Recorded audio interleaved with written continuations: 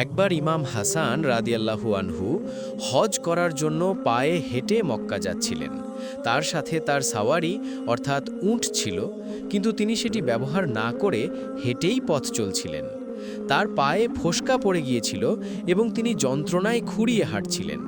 তার খাদেম আর্জ করল, হে আল্লাহর রাসূলের দৌহিত্র, আপনি কেন কষ্ট করে হাঁটছেন? সাওয়ারিতে চড়লেই তো পারেন। ইমাম হাসান রাদিয়াল্লাহু আনহু অত্যন্ত বিনয়ের সাথে উত্তর দিলেন, আমি আমার রবের ঘরের অর্থাৎ কাবা শরীফের দিকে যাচ্ছি।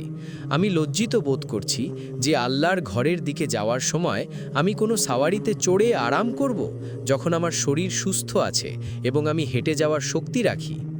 পথিমধ্যে এক বেদুইন তাকে দেখে অবাক হয়ে জিজ্ঞেস করল, আপনি কেন এই তপ্ত বালুর ওপর দিয়ে হেঁটে যাচ্ছেন? ইমাম উত্তর দিলেন, আল্লাহর রাস্তায় যে যত বেশি কষ্ট সহ্য করে, আল্লাহ তাকে তত বেশি মর্যাদা দান করেন। শিক্ষা: এই গল্পটি আমাদের শেখায় যে ইবাদতের ক্ষেত্রে আরাম খোঁজার চেয়ে নিষ্ঠা ও কষ্ট স্বীকার করা আল্লাহর কাছে অধিক প্রিয়। এটি তার বিনয় ও স্রষ্টার প্রতি গভীর ভালোবাসার প্রতিফলন।